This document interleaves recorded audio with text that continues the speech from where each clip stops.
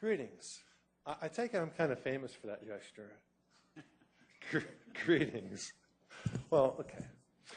Now, I'm a bit of a scientist and engineer by trade and by training, and I like to understand how things work. So one way to understand how things work is you make a model, a theoretical and empirical model. So I want to understand our government, not just in Sioux Falls, the whole government, and trying to understand how it works. And if you understand how it works, then maybe we can make it better. Now, if you've followed the current election at all, you can tell there's a lot of unhappy people out there in our country. So something needs to give. We need to figure out what's going on. In a democracy, elections are like the big deal. That's what changes everything. And if you can control the elections, you can control the government. And if you can control the government, you can control laws and the world. Pretty cool. That's how it goes. Now, in our culture, advertising is really important in elections. If you have more money, better funded campaign, you get more ads, more votes. But on the downside, if you're some poor schmuck, no rich friends, no money, no chance. All right. So, important thing here is that elections are expensive. You need some rich bankers. And corporations, man, budgets on elections out of this world.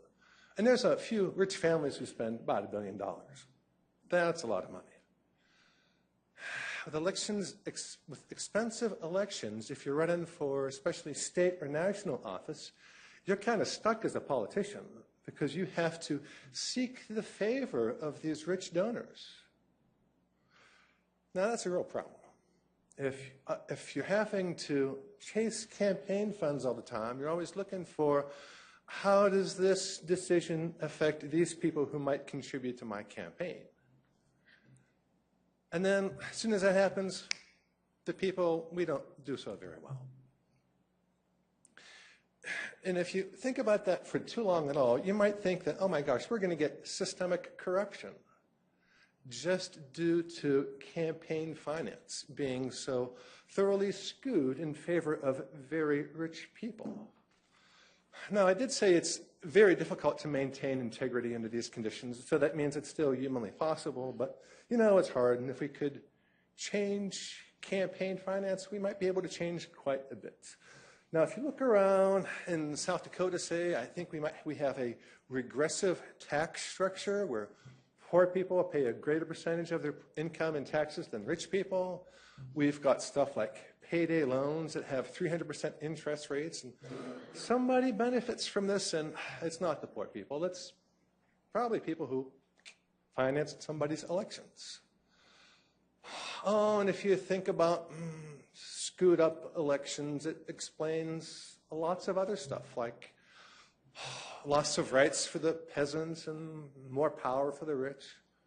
Anyway, there's a big list of stuff that is explained quite nicely by this short little model I have of modern American government. And just because things are bad doesn't mean they have to stay that way. As usual, I don't just go and complain about this and complain about that. I make recommendations.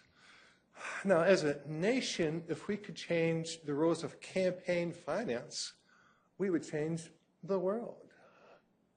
Because then, state and national politicians wouldn't be stuck chasing after campaign funds. They'd be more free to listen to us people. So anyway, hey, I got 30 seconds, and I'd like to bid you all a good evening, and there we go. That's my talk for the night. Good night, David. Thank you. Welcome, sir.